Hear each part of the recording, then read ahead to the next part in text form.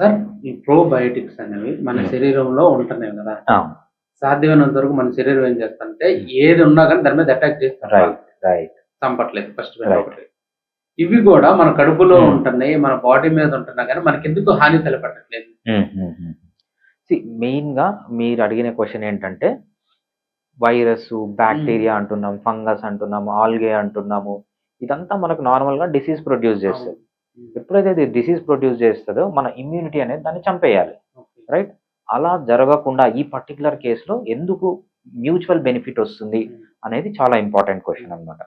So, మనకు మెయిన్‌గా మన బాడీలో బ్యారియర్ ఇమ్యూనిటీ అని ఉంటుందన్నమాట. ఓకే. బ్యారియర్ ఇమ్యూనిటీ అంటే ఏం లేదు. ఒక అడ్డుకట్ట. మన స్కిన్ అనేది మనకు బ్యారియర్ ఇమ్యూనిటీ. మనకు అలానే ముక్కులో గాని, నోస్‌లో గాని అంతా మ్యూకస్ మెంబ్రేన్ ఉంటది.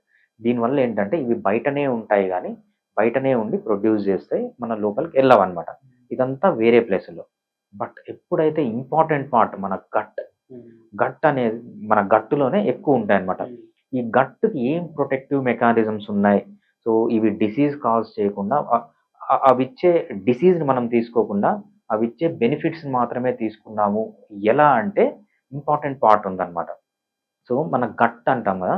మన ఇంటెస్టైన్‌ని ఒక లైనింగ్ ఉంటుంది. హ్మ్. దాన్నేమంటామంటే మ్యూకోజ్ మ్యూకస్ మెంబ్రేన్ అంటామనమాట. ఓకే. ఈ మ్యూకస్ మెంబ్రేన్ ఏం చేస్తుందంటే మ్యూకస్‌ని సెక్రీట్ చేస్తుంది. మ్యూకస్ అంటే ఏం లేదు జిగట పదార్థం. జిగట సో, పదార్థం. మనం మోషన్ పోయినప్పుడు గానీ, దగ్గినప్పుడు గానీ జిగట పదార్థం వస్తుంది అవును. చూసారా? దీన్నంతా మ్యూకస్ అంటాం. సో, ఇది మన ఇంటెస్టైనల్ వాల్ హ్మ్. అనుకోండి. ఇక్కడ బాక్టీరియా ఉంది. హ్మ్. ఈ ఇంటెస్టైనల్ వాల్‌కి, ఈ బాక్టీరియాకి మధ్యలో మ్యూకస్ కోటింగ్ అనేది ఉంటుందన్నమాట. ఓకే. ఈ మ్యూకస్ కోటింగ్ ఏం చేస్తుందంటే చాలా ఇంపార్టెంట్. ఈ మ్యూకస్ దెబ్బతింటే చాలా ప్రాబ్లమ్స్ వస్తాయి. అవన్నీ మనం తర్వాత చూద్దాం.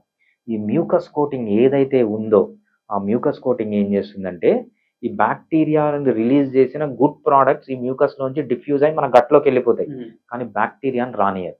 ఓకే. మనం తినే ఫైబర్ ఏం చేస్తుందంటే, ఈ ఫైబర్ గూడా 2 టైప్స్ ఆఫ్ ఫైబర్ ఉంటుంది. Soluble fibre, insoluble fibre. హ్మ్. ఇది కూడా ఒక మెష్ లాగా ఫార్మ్ అవుతుందన్నమాట. ఒక మెష్‌లో మీరు వాటర్ ఏసి లాక్ చేస్తే, ఆ వాటర్‌లోంచి ఈ కెమికల్స్ అన్ని డిఫ్యూజ్ అయితాయి తప్పితే, హ్మ్. ఈ బాక్టీరియా లోపలికి ఎంటర్ కాదు. ఈ మ్యూకస్‌లోంచి బాక్టీరియా లోపలికి ఎంటర్ కాదు. ఈ మ్యూకస్ బయటే ఉంటుంది. ఆ బాక్టీరియా సింథసిస్ చేసినవన్నీ ఈ మ్యూకస్‌లో డిఫ్యూజ్ అయ్యి, హ్మ్. మన బాడీలోకి ఎంటర్ అయితదన్నమాట. ఓకే. ఇది ఫస్ట్ మెకానిజం. హ్మ్. ఇదే కాకుండా ఇంకోటేం జరుగుతుందంటే మన బాడీలో ఎస్పెషల్లీ స్మాల్ ఇంటెస్టైన్. మనకు స్మాల్ ఇంటెస్టైన్ అంటే మనం ఇంటెస్టైన్ బొమ్మ తీసుకున్నప్పుడు మధ్యలో ఉన్న చిన్న చిన్న పేగులు ఫ్రేమ్. అవును. ఒక మ్యాగీ నూడిల్స్ లాగా ఉంటాయి అవును. కదా! దాన్ని చిన్న పేగులు అంటామనమాట. చుట్టూ ఒక పెద్ద పైపులా వస్తుంది. దాన్ని పెద్ద పేగు అంటాము. లేకపోతే లార్జ్ ఇంటెస్టైన్ అంటాం. హ్మ్. ఎస్పెషల్లీ ఈ చిన్న ఇంటెస్టైన్‌లో ఏముంటుందంటే మన ఇమ్యూన్ సిస్టమ్ అనేది బాగా యాక్టివ్‌గా ఉంటుంది. ఇక్కడ మ్యూకస్ తక్కువుంటుంది. హ్మ్. హ్మ్. ఇక్కడ మ్యూకస్ తక్కువుంటుంది కాబట్టి ఇది బాగా డిఫ్యూజన్ ఎక్కువుంటుంది. మనం తినే తిండి పదార్థాలంతా ఇక్కడి నుంచే అబ్జర్వ్ అయితాయి. ఇక్కడ అబ్జర్వ్ అయ్యేటప్పుడు మనం ఎక్కువ మ్యూకస్ పెట్టకూడదు. హ్మ్. ఇక్కడ మ్యూకస్ తక్కువున్నా గూడా ఇక్కడ మన ఇమ్యూన్ సిస్టమ్ అనేది చాలా యాక్టివ్‌గా ఉంటుంది.